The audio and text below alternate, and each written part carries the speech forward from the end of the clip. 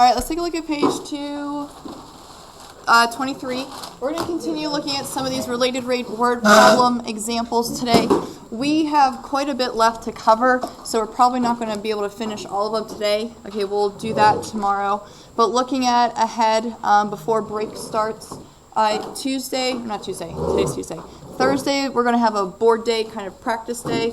Friday is going to be our review day in preparation for the first unit test for this unit. I wanted to break it up because of when break's happening, so I wanted to make sure we get it in before we kind of lose everything over break. I hope that doesn't happen. But test is going to be on Monday and Tuesday next week. And then pass-fail is on our half-day Wednesday. Okay, so that schedule's been up there for a while. Make sure we pay attention to that. On 223, this is going to be the last example that we have with the little chart or steps to help us. And when we turn the page, we'll get into some other ones that are just kind of straightforward that we're going to try to figure out. So I unfortunately don't have computer simulations for these examples, but I really want you to try to visualize this happening in your head. So as time goes on, as this scenario is occurring, try to think about what's changing, what's remaining the same, what's happening. Okay, kind of get a good picture in your head. So a cone has a diameter of 10 inches and a height of 15 inches. Water is being poured into the cone so that the height of the water level is changing at this rate. At the instant when the radius of the exposed surface area, that's interesting, the radius of the exposed surface area of the water is 2 inches, at what rate is the volume of the water changing? So we have a cone, like an ice cream cone. Maybe we'll draw a little picture. And the whole cone has a diameter of 10 inches, and the height is 15.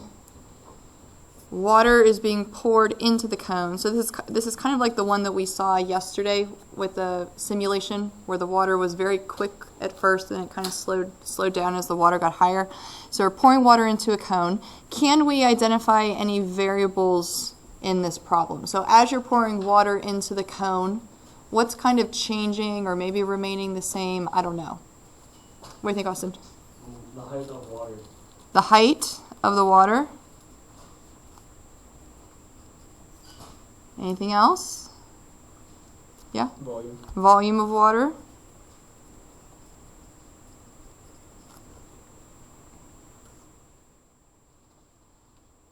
Anything else? Yeah? The radius of water. By the way, can we visualize that in your head? If you think of an ice cream cone and you pour water into an ice cream cone, what does the exposed water look like? If you look down into the cone, it's a circle. Okay, so the exposed surface area, that's just a fancy way of saying a circle. Okay, when you look down into the cone. So out of all of these variables, are any of them constant? As we pour water into the cone, does the height of the water stay the same? Does the volume of the water stay the same? Does the radius of the water stay the same? No. None. Okay, so all of those are changing. Changing how? Increasing? Decreasing? All of them actually are increasing. Yeah. Increasing. Okay, so can we list some of the rates from the problem? Either rates that we know, rates that we're trying to find. Go ahead, Austin. The height is increasing 1.2 inches per second. 1.2 inches per second. So if it was height, we'll say dH over dt.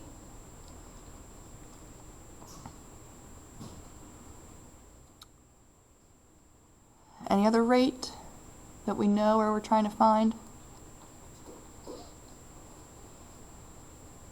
Yeah? dV. dV. Okay, at what rate is the volume changing? So, bless you, dV over dt, that's our question mark. Should we anticipate positive or negative answer?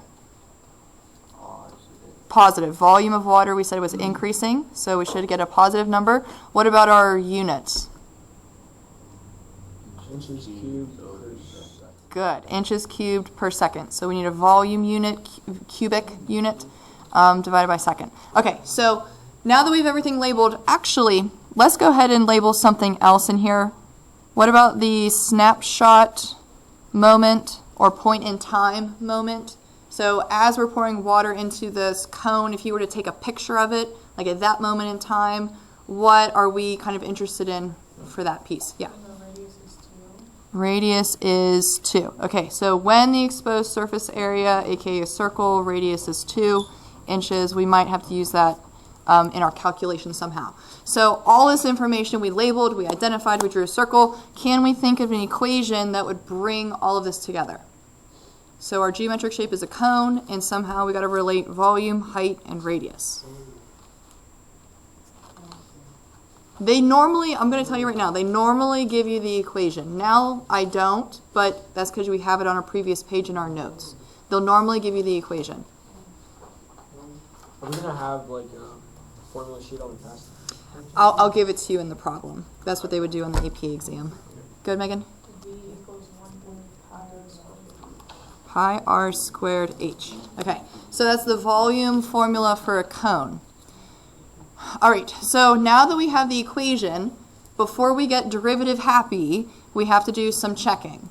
Okay, do the variables in our equation, can you see something? No. No? Christian has a question. Yes. I'm trying to figure it out. Did you say dB over dt? dV? Oh, dV, that makes more sense. Yes. Did it look like a U or something? No, it looks good. I thought I heard you say dB, and then for the past like a minute I've been thinking, what could possibly be? What could B be? No. Sorry, it's a V. That is pretty much. I saw like squinting eyes like we couldn't see something, so I wanted to just clarify. All right, we're good to go though? Well, we should. Okay, so now that we have our equation, we got to make sure that it's organized, it's relating the information in the rates that we have. So we know this is the volume equation for a cone. Geometrically, that makes sense because we're working with a cone. We have volume, radius, and height. Those were the variables that we listed that were either changing or constant in the scenario. But we also have to make sure that the variables match the rates. Okay, related rates. We're going to use one rate to help us figure out another rate. So the rates we listed were h and v, but in our equation we have an r as well. Okay, we do not know the rate at which the radius is changing. We said it's increasing, but we don't know how fast. So if you strategically think ahead, if you were to take the derivative of this with respect to time, you would eventually end up with a dr over dt. And then you'd be screwed because you don't have anything to plug in there. So we have to think again strategically, how can we replace this r, that way that issue is no longer a problem. Is there something else in this scenario that they mentioned that would possibly be useful?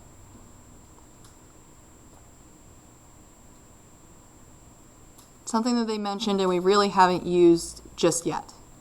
It's probably because we have to use it now. Yeah. The radius is 5 and the height is 15. Okay, so in a cone, I think we saw yesterday that it had this specific property where no matter how much water you put into it, the radius and the height always have the same proportion, the same relationship or the same ratio. So if you were to set up a proportion, meaning a fraction, we know the radius is 5, at least for the outer cone, the big cone itself, not necessarily the water, and then the height is 15. So no matter how full you fill this cone with water, you'll always have this relationship between the radius and the height.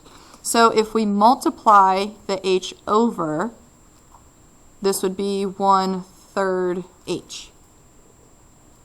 If we know a relationship between r and h, we can use that to our advantage to plug in for r over here. That way it's no longer a problem for us when we take the derivative. So instead of r, we'll plug in 1/3 h. Now notice how the variables we have listed match the rates that we have identified. So let's clean it up before we actually take the derivative of both sides. Let's see, 1/3 squared is 1/9. and then h squared and h. So altogether, we'll have 1 over 27 pi h cubed.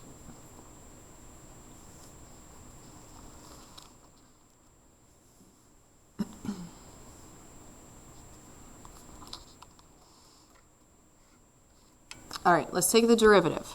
Derivative of volume, dv over dt. On the right-hand side, we have to take the derivative of our variable h for height. So we'll bring down the power of 3 according to our power rule. That'll change 1 over 27 to 1 over 9. New power is 2. And we took the derivative of height, so we need dh over dt. So at this point, okay, this derivative equation is representing the rate of change at our snapshot moment, this one point in time that we're interested in. Do we know the rate at which volume is changing? No, that's what we're trying to. No, that's what we're trying to find. All right, so we'll leave it the way it is. At this snapshot moment, do we know what the height is?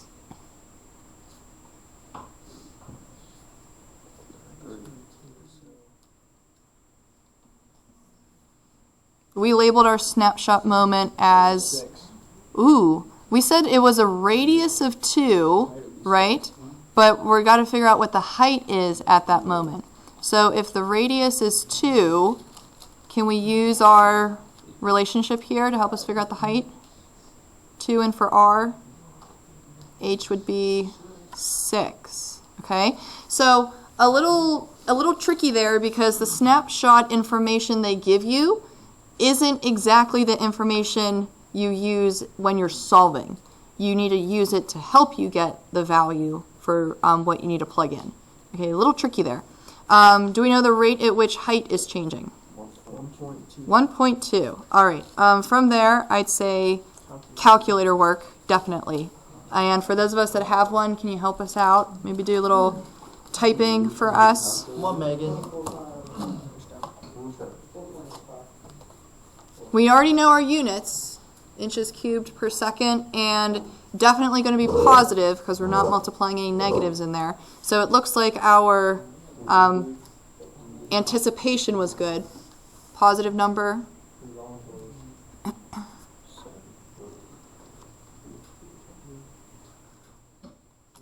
don't know if that's right.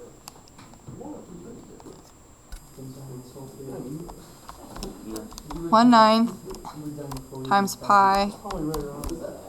6 squared, It should be in count BC already. 1.2. You just showed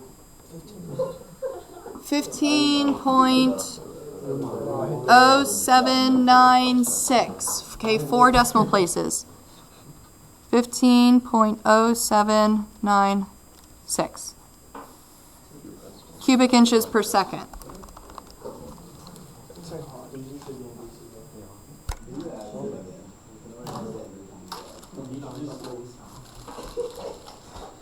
I think all of us should be in BC. We'll see. I'll see you next year.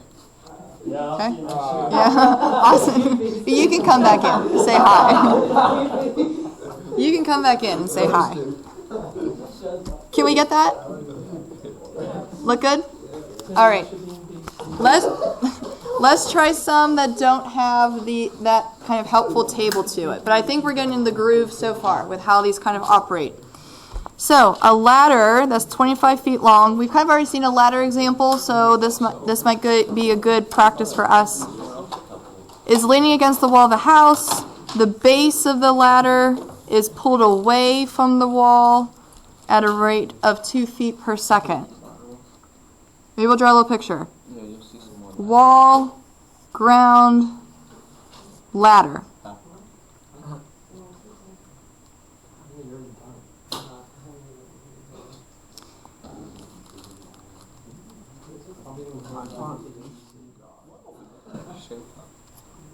Okay, we're dealing with a triangle shape. Maybe we can label the sides. How fast, we're trying to figure out how fast is the top of the ladder moving down the wall when the base of the ladder is 7 feet from the wall. So visually, we did one like this with a computer simulator. I think we just have different numbers here. We have the height on the wall that's changing, the distance on the floor that's changing. What about the ladder? Is that changing? No. No. Okay. So we'll go ahead and plug in, what's the ladder, 25? If it's constant, you can use that value at any time because it's never ever going to change. All right. Can we list any variable or rates that we know or trying to find? The base of the ladder is being pulled away from the wall at this rate. So this would be d what over dt based on our variables. dy. dy. Okay. Does it stay at 2 or do we have to make it negative 2? No. As the ladder moves down, Being pulled away. the y distance is increasing. So it's going to stay a positive 2. Let's see, how fast is the top of the ladder moving down the wall? So d what over dt? X. Positive or negative answer? Negative, because the x distance is decreasing if the ladder is falling. And can we list units? Feet per second.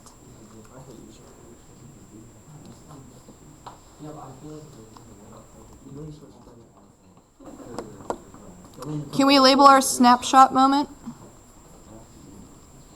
Yeah. At this point in time when we take our picture, do we know a piece? 7 feet from the What is 7 feet? 7 feet from the wall, y equals 7. Okay.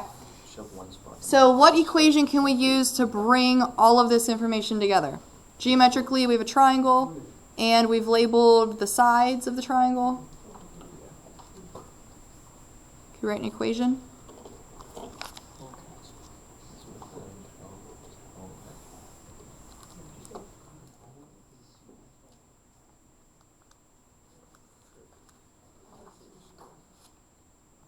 Yeah, Christian? Is it the Pythagorean theorem? It is. All right, so x squared plus y squared equals our constant laddered length of 25 squared.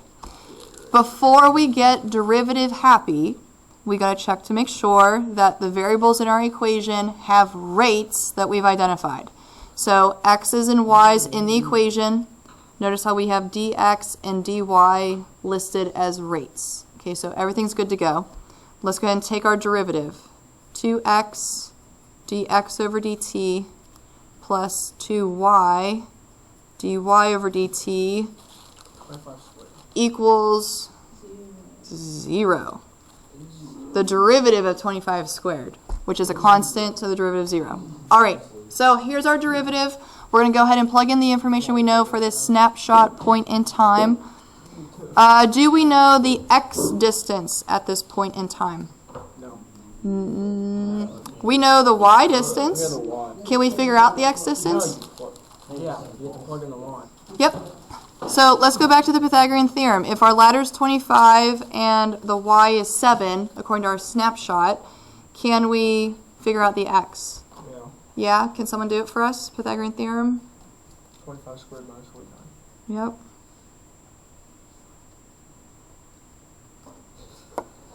576. And then square root that? 24. 24. All right. So at this point in time, the height on the wall is 24. Do we know the rate at which the height of the ladder is changing?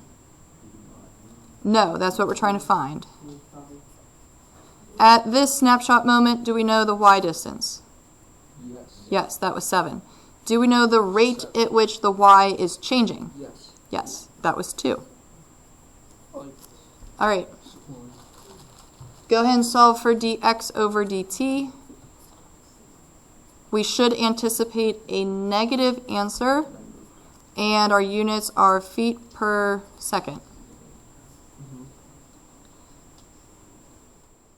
Let's see, this would be 28. 1.5. Negative 28 over 48. Oh my gosh. If you, let's see, can you simplify that? Maybe 7/12. Does what? Yeah, 7/12. So 4 goes into both of those. Okay, so negative 7/12 feet per second. There we go.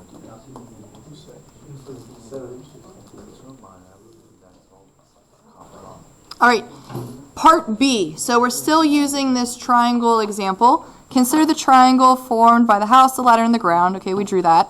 Find the rate at which the area of the triangle is changing when the base of the ladder is 7 feet. Okay, so we have the same rates available to us. Notice how our snapshot is still the same point in time. So that means we can use the same rate if we have to. What are we trying to figure out? The rate at which area. So dA over dt equals something. And units would be feet squared per second, because it's an area unit.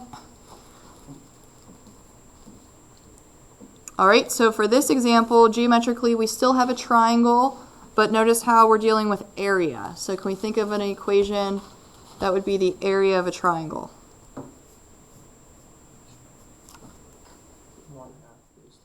1/2 base times height. Okay, so our base was y, and our height was x.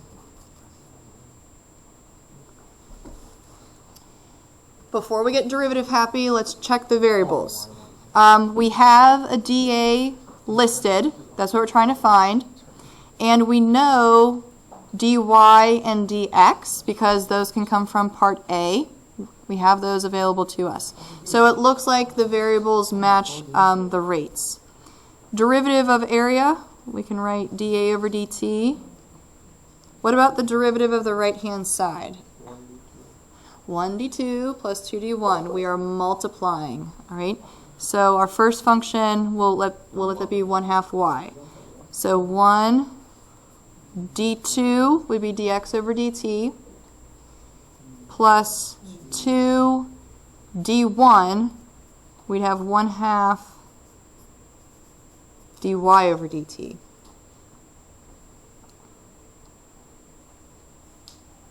One d2 plus 2d1. All right, snapshot moment. We're trying to figure out the rate at which area is changing. Do we know the y distance at our snapshot moment? 7. Do we know the rate at which the x distance is changing? Negative 7/12. That was our solution from part A.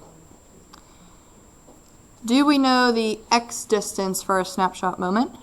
24. We solved that previously. Good. Times 1/2. And then do we know the rate at which the y distance is changing? 2. All right, calculator time.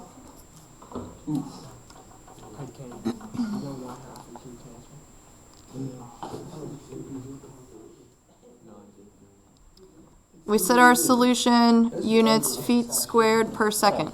He's trying his best. 7 halves times negative 7. Is that your calculator?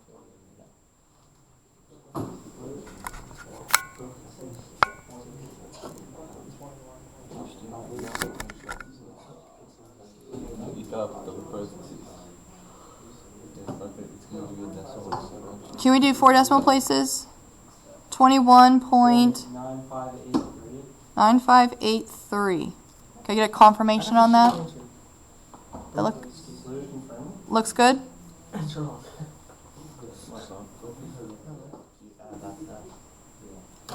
But why would it be negative? It's like as the ladder is falling, the area is getting smaller. Well, it's asking for it at that specific point in time. Yeah. It increases, then decreases. So just because the ladder's falling down, it's changing the dimension of the triangle. So that could be that's changing the area somehow. So the area could be increasing but eventually decreasing Okay, so there might be that little sliver of time where the area goes up, but then it goes down, and we found that little sliver where it's actually increasing. Okay? We doing okay so far? Yeah. All right, let's try part C. Find the rate at which the angle, find the rate at which the angle formed by the ladder and the wall is changing when the base of the ladder is 9 feet from the wall. So where can we put theta in our picture? Between X and 25. Between X and 25. Okay, right here. Do we have the same snapshot moment? No. Snapshot when the base of the ladder is 9 feet. So y equals 9. So if it's a different snapshot moment, we can't, unfortunately, use this x rate, because that's the rate for this snapshot moment. Okay, we have to be careful that we cannot use that. The y rate is still up for grabs because that was mentioned in the directions at the very top, but we cannot use this rate to help us because it's a different snapshot moment. So let's think about this. Can we think of an equation that would use theta now that we could use or for our advantage here, strategically? We do not want to use x. Okay, notice how our snapshot moment involves y. So ignore that side. What do you think, Griffin? I just say sine theta equals y over 25. Okay, so in relation to this angle, notice how we know the opposite side is y, and our hypotenuse is always 25. So SOHCAHTOA, we could use sine of theta equals y over 25.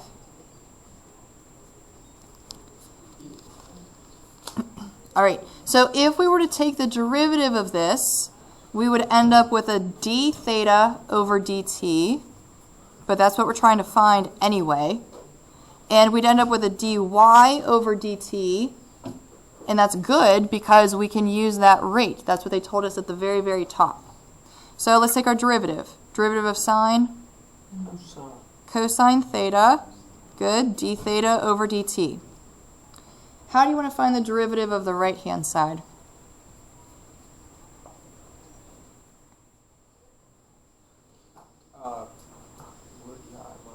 You could do quotient rule, okay, because it's a fraction. Yeah? It's, that's equivalent to like 1/25 y. Yep. Just 1/25 dy. You could rewrite it as a coefficient. So the derivative using our power rule would be 1/25 dy over dt. Quotient rule would still lead you in the same way. Okay, but you can maybe make it a little easier. All right, let's go ahead and fill in what we know. So d theta over dt, that's what we're trying to find. Do we know the rate at which y is changing? Yes. That was 2. Okay. Now, in order for us to solve for d theta over dt, we're going to have to plug in something for cosine of theta. So looking back at our picture here, cosine, thinking of SOHCAHTOA, that's adjacent over hypotenuse. So do we know the x length for our point in time? Yes. We can, well, we don't know now, but we can figure it out. So if y is 9, what would x be? Can we use the Pythagorean theorem again? Yeah. It's 23.32. We leave it as a square root though? 544. 544. Okay, so using this triangle shape, the cosine value or fraction for our angle would be the square root of 544 over 25. Okay, the hypotenuse, adjacent over hypotenuse. Looks like we filled everything in, so we should be able to figure out d theta over dt. Go ahead and use your calculator to help you with that.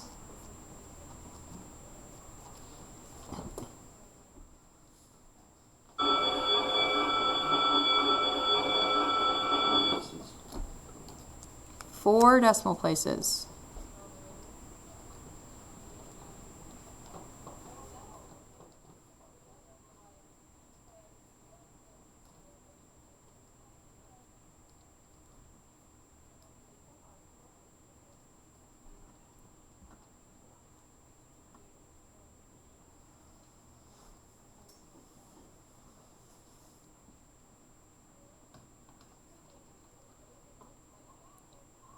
0.0.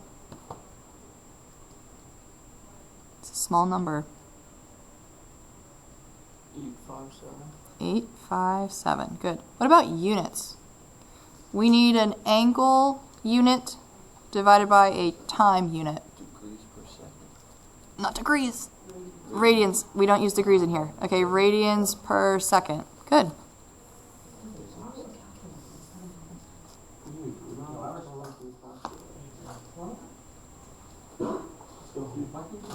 Oh my god. Why can't they see this?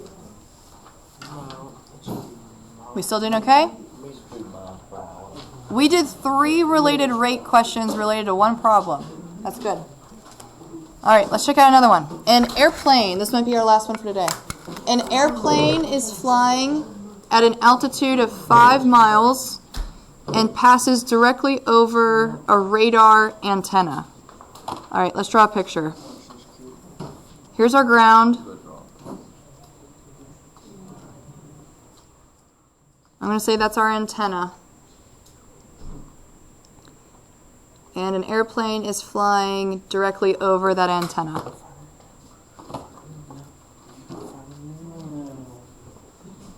There's my airplane.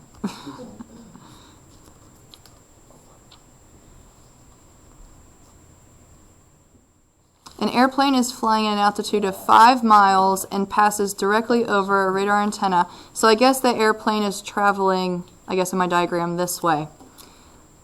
When the plane is 10 miles past the antenna, the rate at which the distance between the antenna and the plane is changing 240 miles per hour. So if I go the distance between the antenna and the plane, I guess that's kind of the hypotenuse of this triangle. So we're going to try to figure out what's the speed of the plane. Now we have this triangle going on here. Maybe we'll label X, Y, and Z. Can we think about as the plane is traveling, are any of those variables constant? What do you think, Austin? X equals 5. X is 5. So it's always at a height of 5 miles. All right, can we list any rates? dy over dt or dz over dt?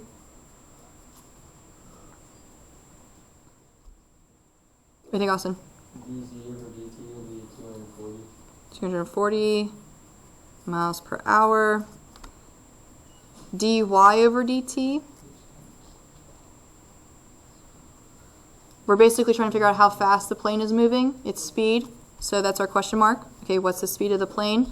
And that'll be miles per hour as well. So can we think of an equation related to our geometric shape of a triangle that can bring all those variables together?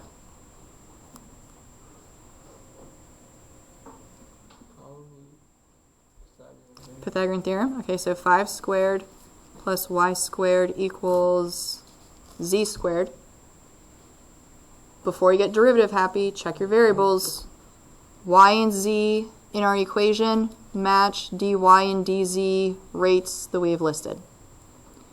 All right, so we're good to go. Derivative of 5 squared. Yeah. So the derivative of 25 would be 0. Plus, we'd have 2y, dy over dt equals 2z, dz over dt.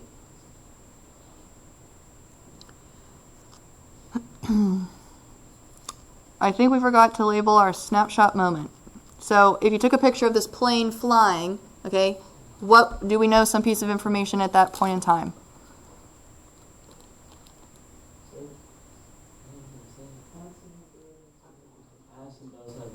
Well, I don't want the answer to the snapshot or the answer overall. What's our snapshot? Addison, you say it, we'll say it. Can we quote you?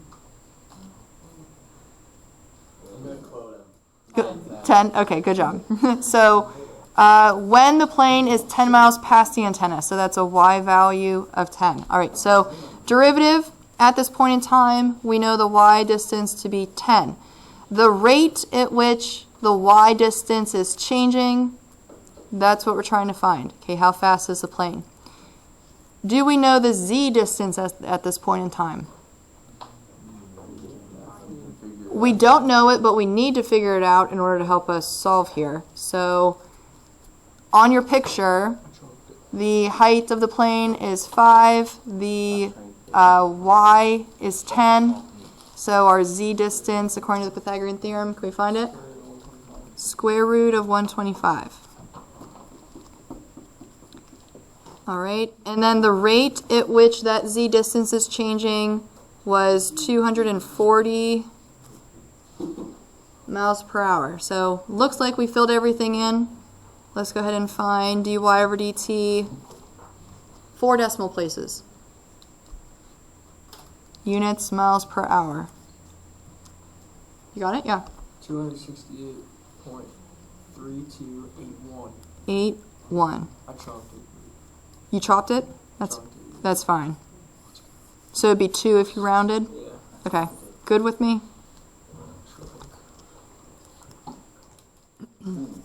So 268-ish miles per hour. That's how fast the plane's going. It's cooking. It is cooking. How do we do? Pretty good? All right. We'll go ahead and save the last 2 for tomorrow. Obviously, it's not going to take us the whole period to do that, so you can use the remainder of the period to work on some homework problems. Thursday is a practice board day, Friday review day, test next week.